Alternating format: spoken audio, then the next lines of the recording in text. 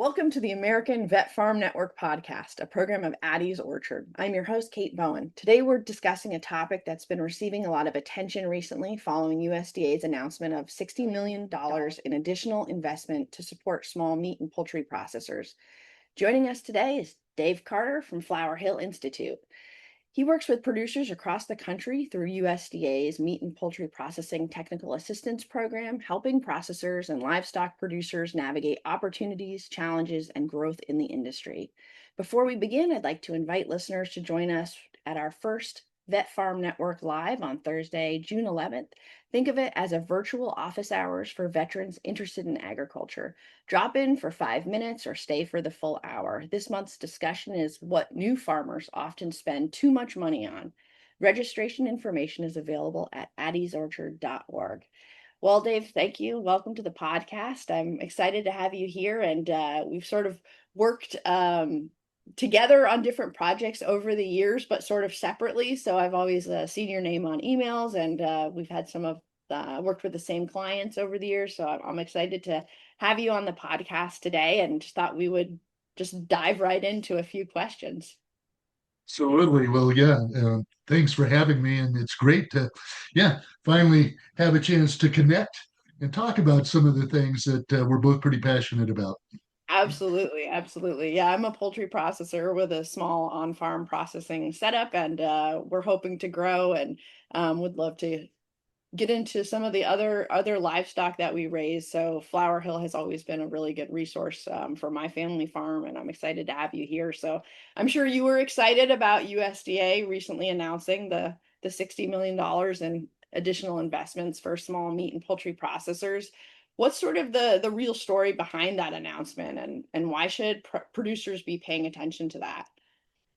This is the series. This is the third, even though it's called MPEP 4. This is the third grant that's really focused for meat and poultry processors. And when you think about the environment that has changed in the livestock business over the last 3 years, coming out of the pandemic, is where we just saw the complete, what I call the fragility or the lack of resilience of the concentrated, meat processing system, and meat, shelves were empty, and ranchers had to wait a year and a half to get animals processed. So, first two MPEP grants, which they stand for Meat and Poultry Processing Expansion Program. I'm sorry, we tend to talk in acronyms. And some of the other grants that came out early on were really designed to help people, develop more processing plants, get more harvest floors out there to alleviate that backlog. Well, then we've gone into a period where we're at a historic low in the cattle inventory. The drought that you and I were just talking about before we went live, we're both going through a severe drought. There's the screwworm, there's tariffs, there's all these other factors that are leading to this shrink. So when we were talking to USDA about this grant, as they were developing it, Chris Roper, who's my partner, we're both the regional directors for Flower Hill. We sat down with USDA and said, look, we probably don't need more harvest floors out there right now. What we're seeing is those processors that are just harvesting animals and packing meat, they're the ones that are struggling, because what you're doing, you're producing a commodity product that's going to compete with the commodity product that JBS or Kroger has in their shelf.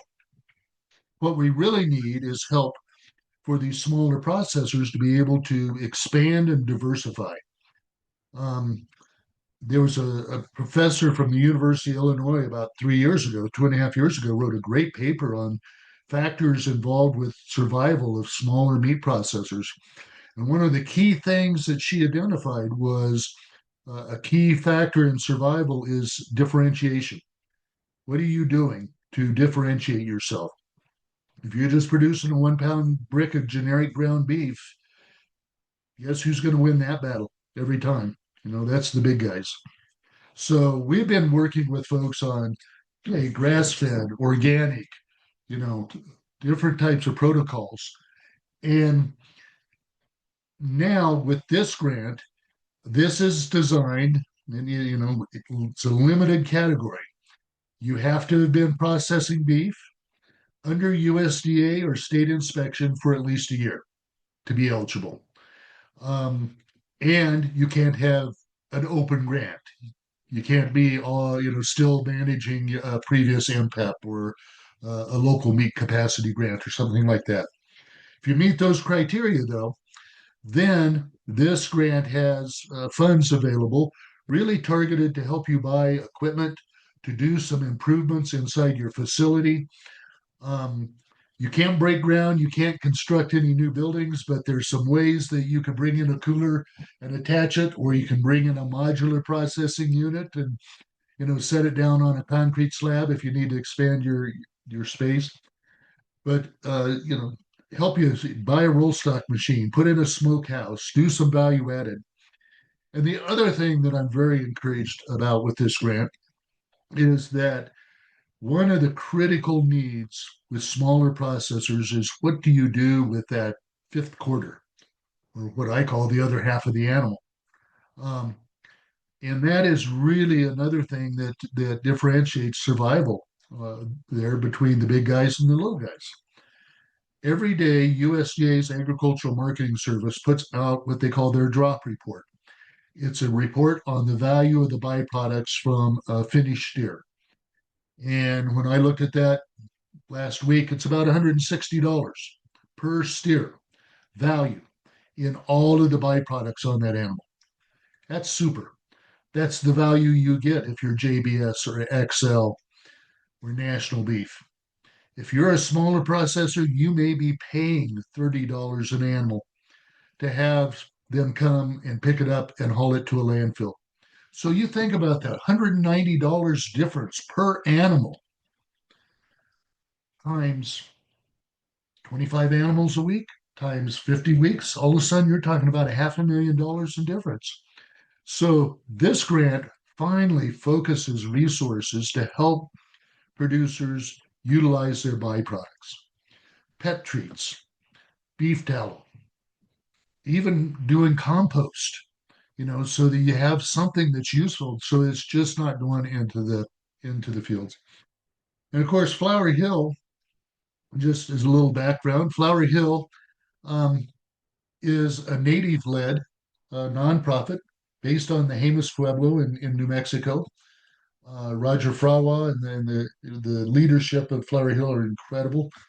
They have worked traditionally mostly with tribal communities, but Chris Roper and I came together during the pandemic from different backgrounds. We'd known each other. I was with the Bison Association at the time, executive director. It was technically a part-time job, so I did a lot of consulting on the side. And Chris was with a tribe that had built a processing plant, and so we came together during the pandemic to work with the Osage Nation and put up a meat processing facility.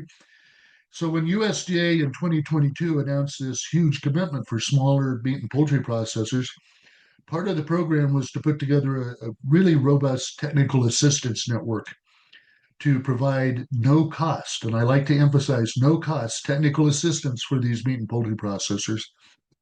And Flower Hill got the cooperative agreement, or I call it a contract with USDA to manage that network, and they brought Chris and I in to help coordinate that. And so now, as this grant goes forward, and it's due August 7th, so there's about 2 months people have on it, they can reach out to Flower Hill. They can reach out to Chris and I. It's just flowerhill.institute, no .com, no .net, flowerhill.institute, and you go to MPPTA USDA, and you can just pop us a little request for technical assistance, and we'll get back to you within 24 hours and say, okay, what are you doing? What do you need to do? How can we help? That's wonderful. And so are you seeing requests coming in from all over the country, or more consolidated in certain areas or regions that are really in need of poultry processing or meat processing? It started off in March of 2022, and about 3 months ago, we went over our 1600th request for technical assistance. And they have come in all the way from the U.S. Virgin Islands on the east and Guam and Northern Marianas Islands at the west. And so, yeah, we've had requests from coast to coast. I have to, it's a little tongue in cheek because I say for some reason, the only state we haven't gotten a request from is Delaware. So come on, somebody in Delaware, reach out. We want to fill in that map because we want to help somebody in Delaware. But yeah, so we've had them from all over. We have had them from, all species. It's great. Chris is a cattle guy. My background is bison. We've learned about poultry, so but we have folks that are doing goats and lamb, even rabbits. Um, you know, if it's out there and can be processed, we'll help you. And for reasons I won't go into, Kate, even catfish are uh, under USDA jurisdiction. They're the only aquatic species that's under there. So there was even a grant that was designed for invasive catfish out in the Chesapeake that we've been working. Guy from Colorado going out to the Chesapeake. That's a steep learning curve that I've Yeah. had. But yeah. But anyway, and there are a few of the folks that have reached out to us that I would say are what USDA has classified now as kind of this intermediate Hmm. processor, 500 employees to 33,999. Uh, Most of the folks that we are working with are small or very small, which is less than 10 employees. And so, we're passionate about this work. And when we go in, there's no cookie cutters. It's like, okay, let's figure out what works for you in Eastern Tennessee, or I'm headed to Southern Arizona next week, and Chris was just up in Indiana. Um, we we never unpack our suitcase. Yeah. We've been on the road extensively because we believe very deeply that you can do a lot of things over a Zoom. You can do a lot of things with an email or a phone call, but not nearly as much as you can do if you just go walk through a plant, sit down around a table, spread things out, say, okay, what do we need here? Absolutely. And so, what do those visits? I mean, obviously, someone would reach out to you with your contact form, some emails, some calls. But when you're actually on site touring somebody's small, beef processing operation, what do you do when you get there? I mean, are you observing, walking their kill floor, and are you sitting down at that table and looking at their um, business planning and some of their financial sheets to figure out, inefficiencies? Exactly. That's exactly it. And what's great is Chris and I come from different backgrounds. His background is construction. He built the first tribally owned meat processing plant in the United States. Um, and so, his mind, I mean, we were just down in Puerto Rico a few weeks ago, and a great group of producers there, a co op of 70 hog farmers, bought an existing processing plant. And, Chris walked through it and, in 2.5 hours. And that night he sent him 2.5 pages of, here's what needs to be done to improve this plant. He's got that kind of my background is marketing and business development. And so what are we going to do now? This co-op, they have processed primarily for restaurants in what they call the pork highway in Puerto Rico. Which anybody, if you ever go to Puerto Rico, go down to the pork highway. It's the most delicious food you'll ever have. But they want to get into retail. They want to start, producing more. So, I'm helping them with that. I've also been in and out of the pet food business a few times in my career. So I love to work with folks on what do we do with those byproducts. So yeah, each of us kind of have a different perspective, and depending on what you need, we'll try and figure out who's best. And then beyond us, we have a great stable of folks within our network. So we have the American Meat Science Association and the American Association of Meat Processors and Niche Meat Processing Assistance Network, and other organizations that um, somebody says I need help with a HACCP plant. Okay, we've got folks, Dr. Maddox at AMSA or Abby Davidson at the American Association of Meat Pro. They live that. So we say, okay, you know, we're going to have them work with you. So a lot of resources available. What I like to tell people, Kate, is the only thing you will never get from us is an invoice.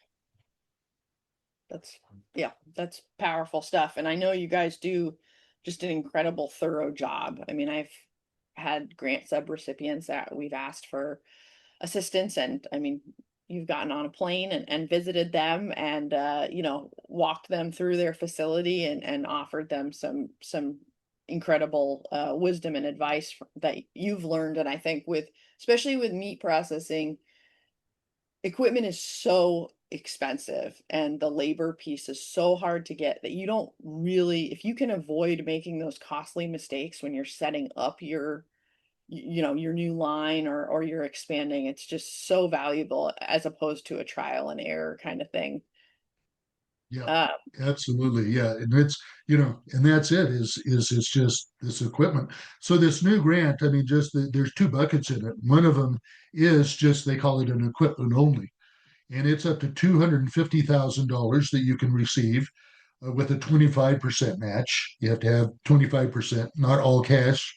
Um, there are some things you can use as in kind, and that is just to buy, a piece of equipment and get it installed. It's not an FOB thing, it's installed. It's the acquisition cost for that equipment. So, what does it take to get it shipped and installed in your plant? And then the other bucket is $250,000 up to $2 million. That one has a 50% cash requirement, cash match requirement, or matching funds requirement. And that is, okay, well, yeah, I need to bring in some more expensive equipment, but I need to knock out this wall in my plant and make a little more space, or I need to expand my cooler. And so that has a little more flexibility, a little more, complex to apply for. So, right. yeah, we'll try and help you figure out which of those buckets you best fit in. Yeah. And if you qualify as a veteran farmer, you may have a reduced match as well, which is pretty awesome for that one. Great, uh, great yeah. point. Yep. And then shifting gears a little bit, the bison. Talk to us a little bit about, your background with bison, and then kind of the renewed interest, I would say, at USDA over the past couple of years to kind of grow that in the US. And I'm a huge fan of bison. I absolutely love it as a food. And we have a friend who's a bison farmer in West Virginia, so we've gotten bison from him. Yeah, just share a little bit about sort of the state of bison in Gosh. the US. So yeah, you get me talking about bison, and this podcast will go 2 hours. Um, I backed into it in 2001. I had been with the General Farm Organization for more than 2 decades, and decided it was never too late to have a midlife crisis in 2001. And I was just going to go off and do consulting. I'd actually served, I was serving on the National Organic Standards Board. I was doing a lot of work with folks on co op development and organic. And turns out the National Bison Association needed an executive director. And for whatever reasons, I ended up landing that job. The time I did, I knew one thing about bison, and that was there was a front end and a back end, and that was about it. The bison business is incredible because people are so welcoming. And part of it is, even folks that have been in bison for 30 years probably didn't grow up with mom and dad raising bison. Almost everybody has come in as a newcomer, and there's just this real spirit of helping the next person get started. And so they help. The National Bison Association, which again I led for 21 years, just had a conference in East Tennessee or in Tennessee a few weeks ago. Reaching out and to folks and helping get welcome newcomers. Bison is incredible. People say, "Oh my God, aren't they these wild, crazy animals?" And there's a young woman in the business. I love the way she describes it. She says bison are a little bit harder to handle, but they're a whole lot easier to raise. Um, they're harder to handle, yes. They're not wild, but they're undomesticated, and so you just respect them. And people think you have to have fencing that's like Fort Knox. Nope.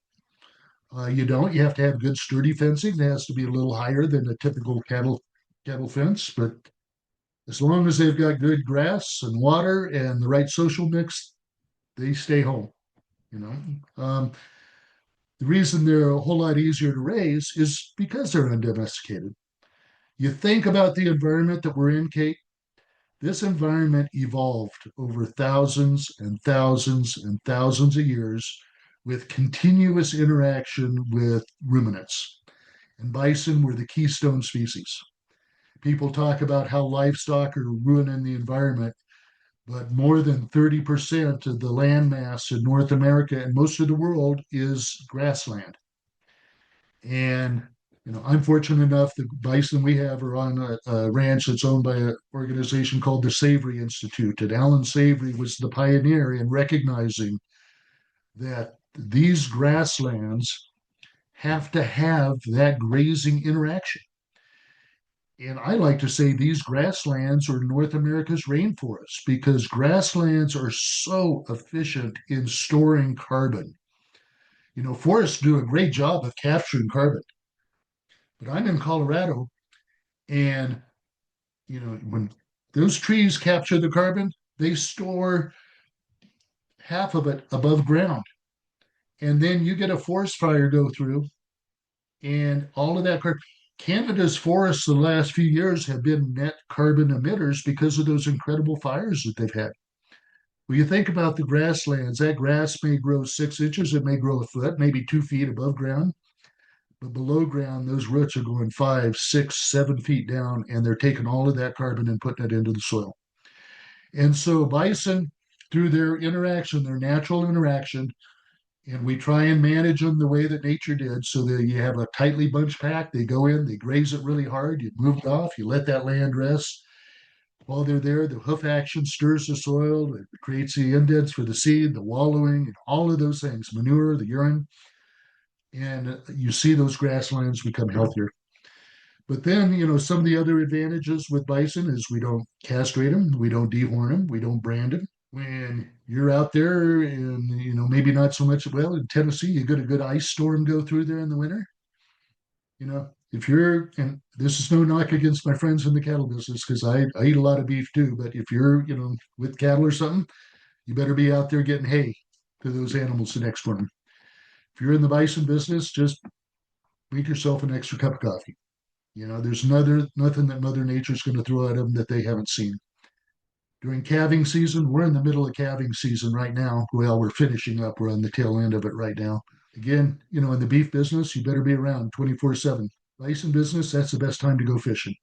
Um, they they don't want you around when they're calving. Just leave them alone. So, yeah, it's a wonderful animal.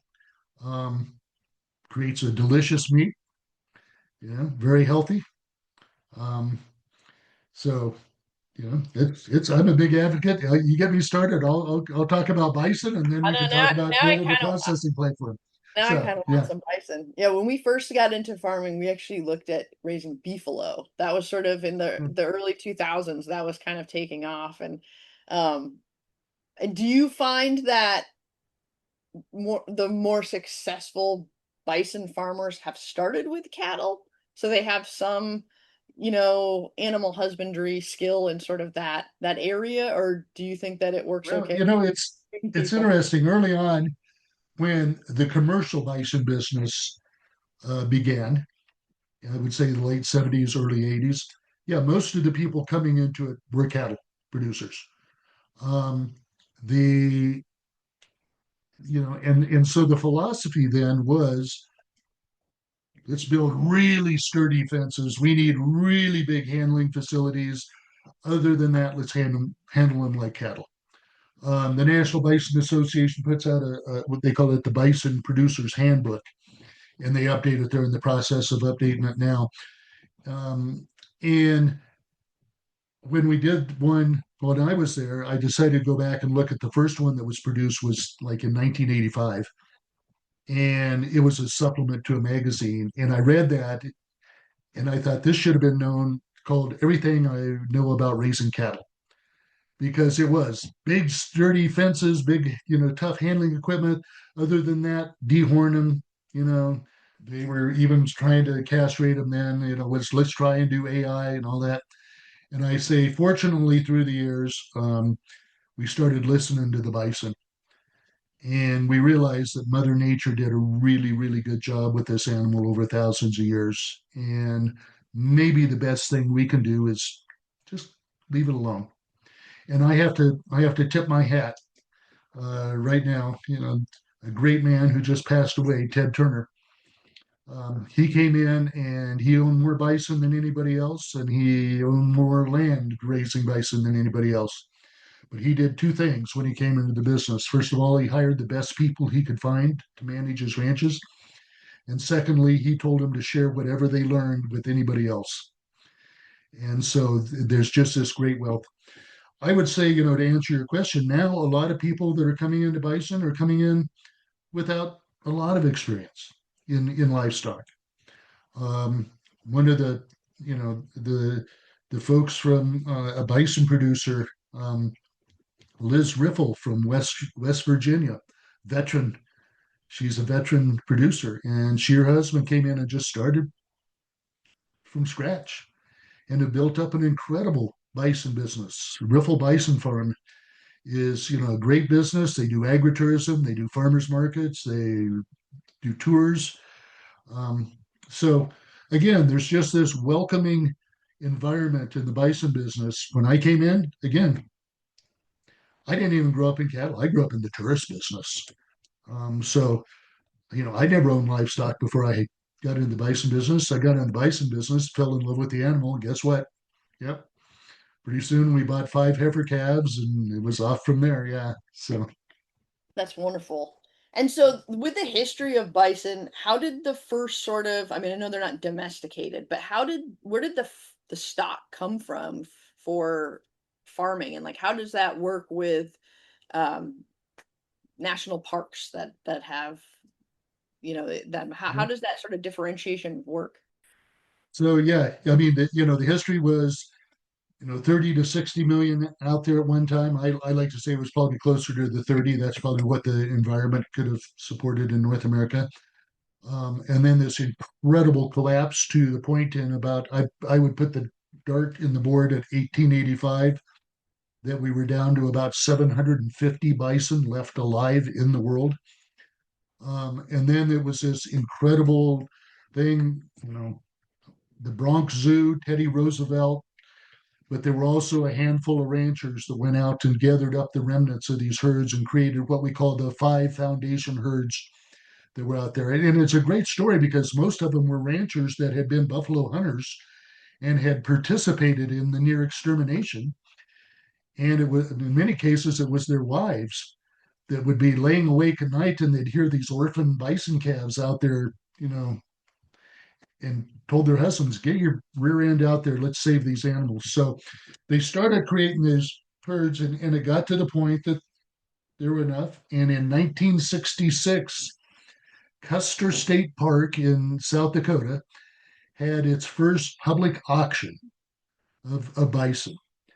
And so that again, if I had to put a dart, in the board, I would say that's when the commercial bison business really started. Was they started selling those bison, ranchers got together, started talking about it, and through from there for the next 15 years or so, it was an incredible um, novelty.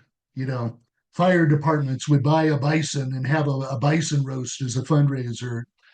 But finally, in the late 70s or the early 80s, there's ranchers that said, you know what? This deserves to be more than a novelty. This is great meat. It tastes great. It's healthy. And so that's really then when it started. They started in the 90s. People got into it because the cattle market was down, so they decided to get into bison. Problem was there weren't a lot of animals, so people were bidding up the price of those live animals.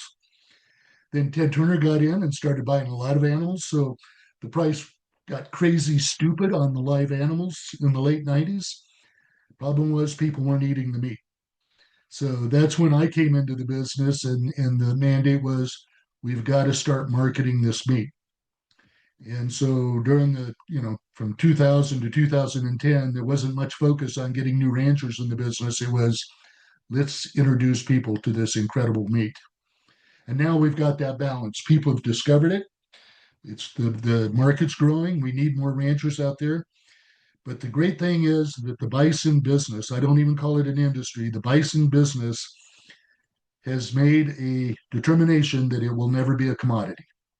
It will always be a niche product. Yeah. Rather than marketing to the mainstream, let's find the generic product at the cheapest price. We're going to connect with folks that appreciate that this is an animal that takes longer to raise. We don't use growth hormones or antibiotics. It's illegal to use growth hormones in bison. And it has this extra attributes to it that makes it worth more money. So that's the sweet spot where we're at. And approximately now, how many bison are being farmed or It's about 500,000. We're back to about 500,000 in North America, split 60% in the US, 40% in Canada, probably. Yeah. wow. And then how does that interact with, you said that when you first started, you were helping specifically native populations have meat processing on their reservation land. Or is it nation? Is that the proper term? I mean, because some are sovereign nations, as we all It's tribes, but it's nations. They're okay. sovereign nations. But So how does that part work? of the How yeah, is part that of the sad story of I mean the relationship between the native, the indigenous folks and right? bison is it's so tightly interwoven. They're Right? relatives, Right? they're relatives. But when there was the near extermination of the bison and the near extermination Right? of indigenous folks, and they were all pushed onto reservation, they were prohibited from having bison for a long time. And it wasn't until the 1940s that they were even allowed to have bison. And at that point, when they let the Native Americans have bison again, they put so many restrictions on them, they couldn't even harvest them for food. So a lot of the tribes said, well, get rid of these bison, bring back the cattle. At least we can eat the cattle. So it wasn't until then they changed a lot of that. In the early 1990s is when the first tribal nations started to bring back bison. And that's when the Intertribal Buffalo Council was organized.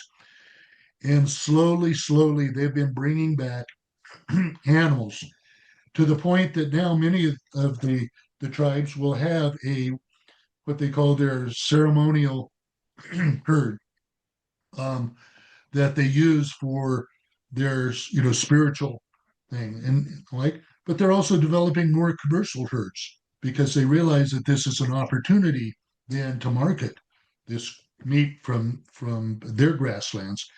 And so we've been working with them to put together processing facilities, and sometimes it's a little unique because they want to harvest these animals in a more traditional way than just bring them into some pens and take Yeah. them onto a harvest floor and knock them and whatever. And so, and again, Chris worked with tribes for 15 years before coming onto this program. Right. And so, there's that relationship that we have with these leaders within the tribal nations. I was just down with the Navajo Nation last week, and they're having a transition to organic, discussion about we raise these animals organically. You know, Right. why shouldn't we just get certified to raise and process these animals? So, yeah, so that it's really encouraging now. Chris built the first tribally owned processing plant in 2016. I think we've got more than 20 now around the nation.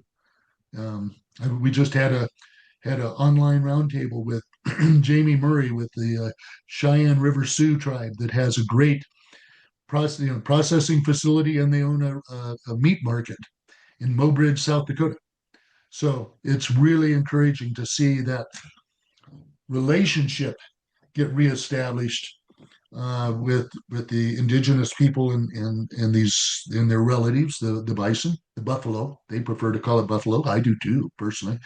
Um, but also to see them talk about how they can use that for economic development Absolutely. and food security. Absolutely. Yeah, and then just like cattle, are bison sometimes some grain supplement? to their diet? I Yeah, mean, be grass fed or I they do. could have some. A lot of the bison that are in the commercial marketplace, if you Yep. go into Whole Foods or whatever, those bison have got some grain finish on Okay. them.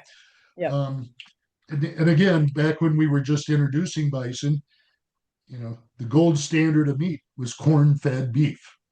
And so we said, well, we got to get something that people, doesn't taste too different from that. So there was this.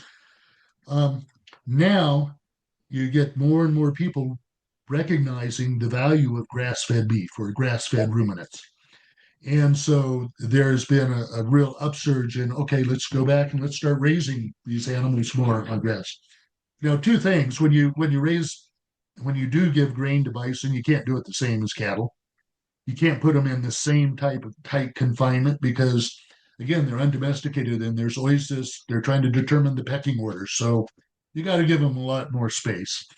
You give them less grain because at a certain point, bison don't have the internal marbling that cattle do.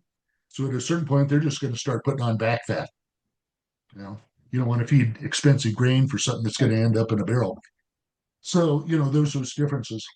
But the other thing is North America, we're just figuring out how to do grass-fed meat, beef or bison or whatever. There's a reason that a lot of the grass-fed beef in the US comes from Uruguay or New Zealand or whatever. You go to those countries and their climate is pretty not so variable. I was down in Uruguay at the early August one year, which is the depth of their winter, and their pastures are just green as green can be. Well, here, when you harvest grass-fed meat, yeah, if you harvest it in the fall when that grass is off of there, man, it can be delicious. Here in Colorado, if you just go drop an animal in February out in the pasture and take it to be processed, not going to taste so great, because that grass is dormant. So we're just figuring out how to, overcome some of those challenges here in the U.S. because people are recognizing that, this grass-fed meat is really healthy. It's good for the environment. So let's figure out how to make sure that when people buy it for the first time and try it, they're going to go back and buy it a second time because it tastes Exactly. good. Exactly. Yeah. Well, I really appreciate your time in this discussion today, and I could probably, yeah, speak with you for about We've wandered six more astray. hours. Yeah. I know.